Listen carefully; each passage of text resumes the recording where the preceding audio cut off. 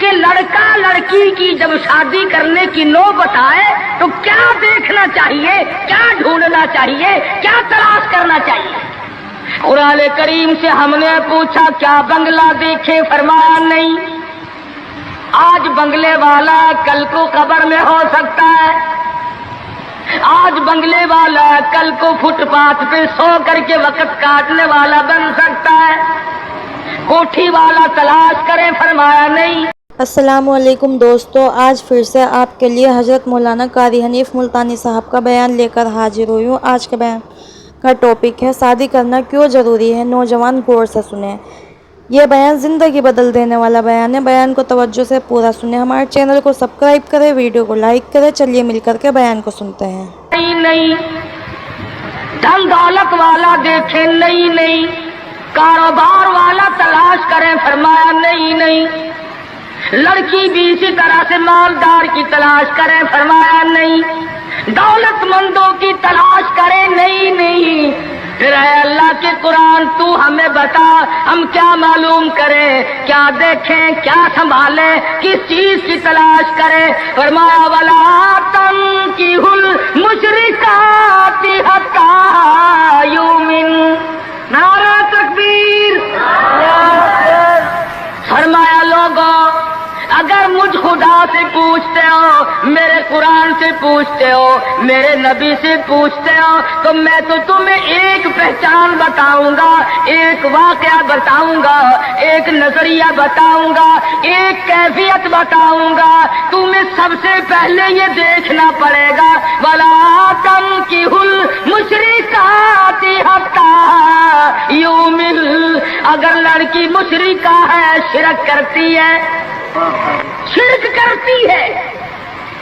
الہ العالمین شرک تو کرتی ہے مگر مالدار بڑی ہے۔ اے پروردگار عالم، شرک تو کرتی ہے لیکن خوبصورت بڑی ہے۔ فرمایا وَلَأَمَةٌ مُؤْمِنَةٌ خَيْرٌ مِّن مُّشْرِكَةٍ وَلَوْ أَعْجَبَتْكُمْ۔ قرآن خود کہتا ہے مشرکہ لڑکی چاہے تمہیں مالدار نظر آئے، چاہے تمہیں خوبصورت لگے، آجابتکم، قرآن کے الفاظ ہیں، تمہیں عجیب معلوم ہوتی ہو، تمہیں اس کے انداز، اس کی چال، اس کی ڈھال، اس کی رفتار، اس کا سونا چاندی تمہیں بہت بڑی چیز دکھائی دیتی ہو۔ فرمایا اسی طرح سے لڑکے کا وَلَا تُنكِحُوا الْمُشْرِكَاتِ حَتَّىٰ يُؤْمِنُوا وَلَعَبْدٌ مُؤْمِنٌ خَيْرٌ مِّن مُّشْرِكٍ وَلَوْ أَعْجَبَكُمْ۔ الہ العالمین، لڑکا شرک تو کرتا ہے مگر مالدار بڑا ہے، لڑکا شرک میں تو ڈوبا ہوا مگر خوبصورت بڑا ہے۔ قرآن کا اعلان سنو، پیغام سنو۔ فرمایا شرک سے بچنا، سب سے پہلے لڑکے لڑکی کا عقیدہ دیکھنا۔ اگر عقیدہ صحیح ہوگا تو بات بنے گی، اگر غلط عقیدے کی لڑکی آ گئی خاندان کا بیڑا غرق کر دے گی۔ عادی ہو گئے فسق و فجور کی زندگی میں، اپنے آپ کو محو رکھنے کے عادی بن گئے، نام کے مسلمان رہ گئے، کام کے مسلمان قبروں میں چلے گئے۔ آج مردوں کو بھی عورتوں کو بھی تعجب ہوتا ہے۔ اس نے کہا بھائی آج یہاں کیا بات ہے کہ جی شادی ہوگی، کہ یہ تو جلسہ ہے؟ شادی میں تو کسی فلمی ایکٹرس کا ناچ گانا بجانا ہونا چاہیے، اور تمہارے یہاں کراچی میں تو فلمیں دکھانی شروع کر دی۔ ساری دن دولت کی بات ہے اور کچھ نہیں۔ ہماری اگر بات آج نہیں سنتے تو وقت آئے گا کہ یاد کرو گے۔ بڑوں کو ہم نے سیدھا ہوتے دیکھا ہے۔ جب مصیبت کا چکر پڑتا ہے، جب پریشانیوں کا ازدحام آدمی کے اوپر ہوتا ہے، ہوش نہیں آتا، پھر آدمی مسجد کا رخ کرتا ہے، لمبی لمبی دعائیں مانگتا ہے۔ اسی کو قرآن کریم کہتا ہے وَإِذَا أَنْعَمْنَا عَلَى الْإِنسَانِ أَعْرَضَ وَنَأَىٰ بِجَانِبِهِ۔ جب آرام پہنچتا ہے، کاروبار صحیح چلتا ہے تو کروٹ نہیں بدلتے، اللہ کا نام لینے کی توفیق نہیں رہتی، خدا بندے کریم کو یاد کرنے کے لیے وقت نہیں ملتا۔ اتنا لمبا پہاڑ شادی کا بنا دیا، غریب آدمی کے بس کی بات نہ رہی۔ قرآن کریم کہتا ہے بادشاہت موجود ہو، دولت موجود ہو، سارا کاروبار صحیح چلتا ہو، وَإِذَا أَنْعَمْنَا عَلَى الْإِنسَانِ أَعْرَضَ وَنَأَىٰ بِجَانِبِهِ، اور جب مصیبت آئے وَإِذَا مَسَّهُ الشَّرُّ فَذُو دُعَاءٍ عَرِيضٍ، بڑی لمبی لمبی دعائیں مانگتا ہے، سجدے میں پڑھ کے روتا ہے، اے پروردگار، او میرے رب، میرے حال پہ کرم فرما۔ جب مصیبت چل جاتی ہے پھر خرمستی کرتا ہے۔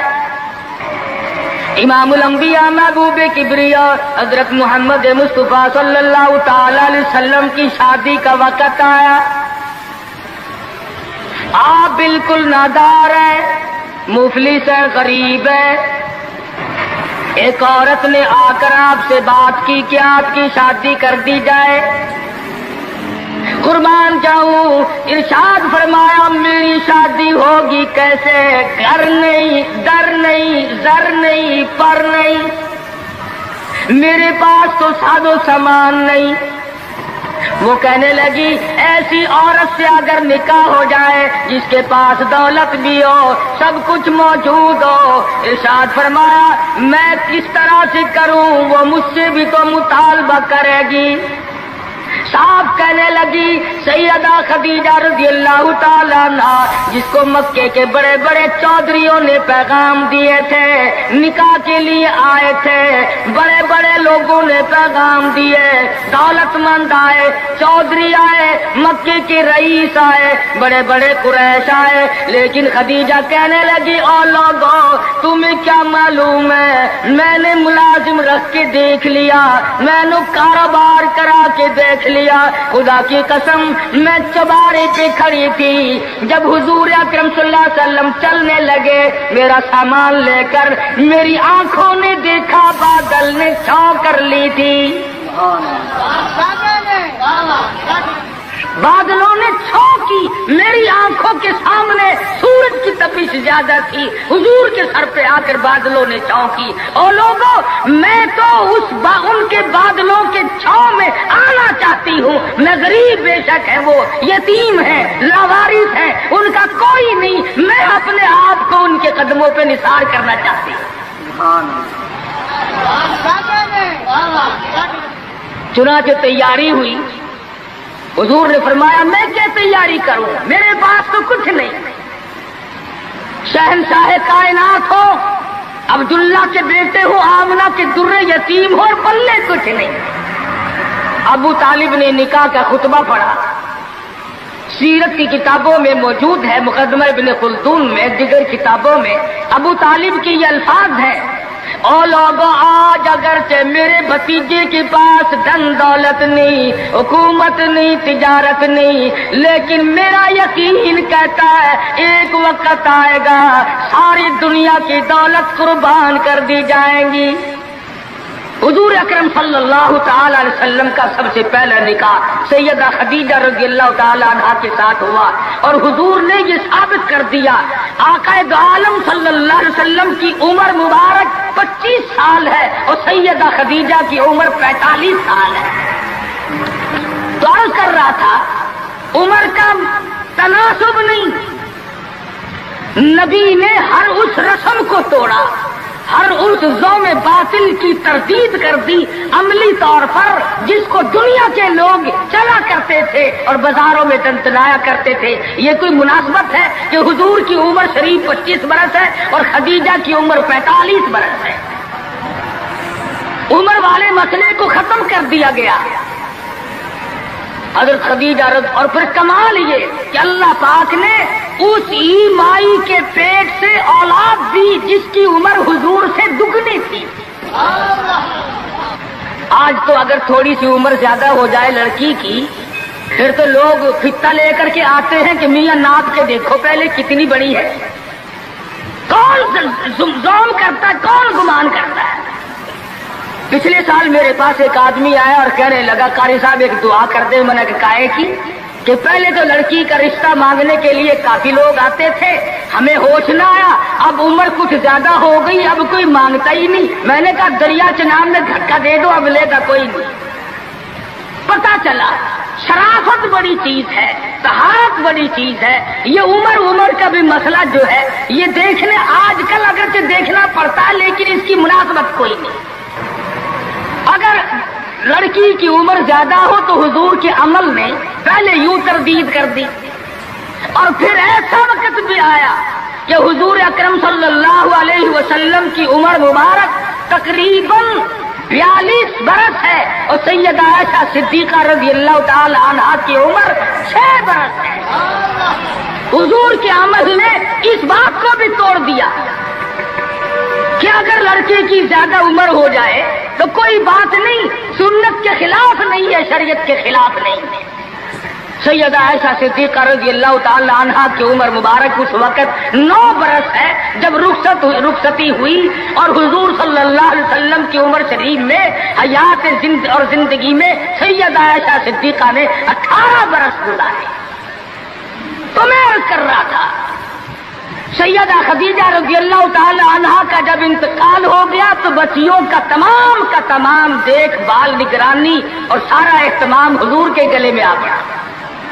آپ بڑے پریشان ہوئے, غرضے کہ آپ نے اپنے عمل سے یہ سارے کے سارے زندگی کی جتنی رسومات تھی ان سلم کے بارے میں قرآن کریم نے صراحت کے ساتھ فرما دیا, وَوَجَدَكَ عَائِلًا فَأَغْنَىٰ. اور میرے نبی, ہم نے خدیجہ کے مال کے ساتھ آپ کو بے نیاز اور مستغنی بنایا. خدیجہ رضی اللہ تعالیٰ عنہ مکے کی تاجرہ تھی, مکے کی رئیسہ تھی, مکے کی بہت بڑی دولت مند تھی, لیکن گھر میں حضور کے آ کر پھر یہ ہاتھ نہیں رکھا یہ دولت میری ہے, یہ مال میرا ہے, حضور کے سپرد کر دیا. اور میرے آقا میری جان بھی, میرا دل بھی, میرا ایمان بھی, میرا مال بھی, سارے کا سارا آپ کے حوالے. سیرت کی کتابوں میں موجود ہے, حضور نے فرمایا خدیجہ عورت ذات ہے, میرے حوالے مال کرے گی, کل کو ختم ہو جائے گا, پچھتائے گی. عرض کرنے لگی میرے آقا آپ چاہے ایک دن میں ختم کر دیں میں اوف نہ کروں گی. چنانچہ دوسرے ہی دن حضور اکرم صلی اللہ علیہ وسلم نے محض چند دنوں میں جتنی خدیجہ کی دولت تھی ساری مکے کے غریبوں میں تقسیم فرما دی. سیدہ خدیجہ کے عمل نے اس بات کی بھی تردید کر دی کہ جب تم شادی ہو کر کے آ گئی ہو تو تم بھی اور تمہارا مال بھی سب اس کے سپرد ہے. حضور صلی اللہ علیہ وسلم نے اپنی 11 شادیاں فرمائی اور 4 بیٹیوں کی شادیاں فرمائی. سیدہ رقیہ رضی اللہ تعالیٰ عنہ کی شادی عثمان ذی نورین رضی اللہ تعالیٰ عنہ کے ساتھ فرما دی. دونوں کے دونوں میاں بیوی ایک جگہ بیٹھے تھے, حضور تشریف لے آئے, فرمانے لگے رب اکبر کی قسم میں نے ساری زندگی میں اتنا حسین جوڑا نہیں دیکھا. اور حضرت رقیہ رضی اللہ تعالیٰ عنہ نے حضرت عثمان کے ساتھ لگ کر حبشے کی ہجرت فرمائی, پھر مدینہ منورہ کی ہجرت فرمائی. اس لیے قرآن کریم نے فرما دیا یا ایھا الناس, اے لوگوں, او انسانوں, او آدمیوں, او مردوں, اے عورتوں, اتقوا ربکم, ڈرو اپنے پروردگار سے. کس معاملے میں ڈریں, کن حالات میں ڈریں, کیا کرتے ہوئے ڈریں؟ ربکم الذی خلقکم من نفس واحدۃ وخلق منها زوجها وبث منهما رجالا کثیرا ونساء. اے لوگوں, ڈرو اس پروردگار سے, تمہیں ایک آدمی سے اور ایک عورت سے پیدا کیا گیا, یعنی آدم علیہ الصلوۃ والسلام سے, اور حضرت حوا سے تمہیں پیدا فرمایا. پروردگار پروردگار عالم نے. اس لیے قرآن کریم کا مطلب کیا ہے, مقصد کیا ہے, منشا کیا ہے یوں ڈرانے سے, کس لیے ڈرا رہے ہیں؟ خداوند عالم فرماتے ہیں اگر تو امیر آدمی ہے, لڑکی غریبوں کی ہے تو مجھ سے ڈر جا. یہ عیب نہ بنا کہ لڑکی غریب کی ہے میں امیر ہوں, کیوں؟ میں وہ بے نیاز ہوں, شام کو سوئے لکھا پتی, صبح کو اٹھے تو ٹکڑوں کا محتاج. میں ایسا بھی کر دیتا ہوں, شام کو سوئے بادشاہ, صبح کو اٹھے تو جیل کی کوٹڑی میں پڑا. میں ایسا بھی کر دیتا ہوں کہ کروڑوں کا مالک ہے, اگر موت آ گئی تو کفن چندے کا پڑ رہا ہے. فرمایا لڑکی